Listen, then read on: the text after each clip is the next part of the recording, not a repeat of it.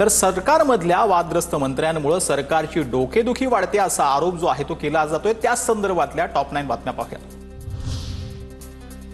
काही ठिकाणी असंवेदनशील वक्तव्य झाले आहेत, काही मंत्र्यांच्या चुका मान्य आहेत, तक्रार करणारे कोण त्यांचं वागणं ही लोक पाहतायत। वर्ध्यातील बैठकीमध्ये फडणवीसांचं विधान।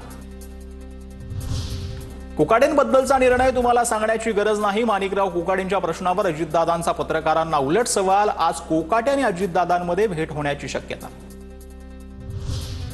डान्सबार प्रकरणामध्ये आरोप झालेल्या योगेश कदमांची एकनाथ शिंदेंकडून पाठराखण। चिंता करू नको, मी तुझ्या पाठीशी। खेडमधल्या मेळाव्यामध्ये शिंदेंचं वक्तव्य। ठाकरेंच्या शिवसेनेच्या नेत्यांनी राज्यपालांची भेट घेतली। योगेश कदम, गिरीश महाजन, नितेश राणे आणि सिरसाडांच्या राजीनाम्याची मागणी। भेटीनंतर ठाकरे गटाच्या नेत्यांची माहिती। प्रत्येक अनैतिक गोष्टींच्या मागे एकनाथ शिंदे। योगेश कदमांची पाठराखण केल्यानंतर राऊतांची टीका। तर आईच्या नावे बार नवे, शाळा उघडायच्या असतात, अंधारेंचा कदमांवर निशाणा। मंत्री योगेश कदम, महाजन यांच्या राजीनाम्याची मागणी केली। शिरसाट, कोकाटे, राणेंच्याही राजीनाम्याची मागणी केली। राज्यपालांच्या भेटीनंतर सुषमा अंधारेंची माहिती। तर संजय गायकवाडांनी केलेल्या मारहाणीबाबतही राज्यपालांना सांगितलं, अंधारेंचं वक्तव्य।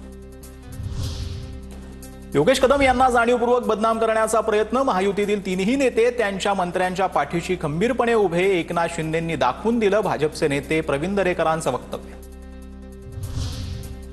पालिका निवडणुका शक्यतो महायुतीत लढायच्या, काही ठिकाणी युतीत निवडणुका न झाल्यास मित्रपक्षांवर टीका करणं टाळा, मुख्यमंत्री फडणवीसांचं आवाहन। पक्षीय भांडणांमुळे अनेक पक्ष खड्ड्यात गेले, कुणी पक्षाला खड्ड्यात घालेल तर पक्ष त्याला खड्ड्यात घालणार, मुख्यमंत्री फडणवीसांचा दम।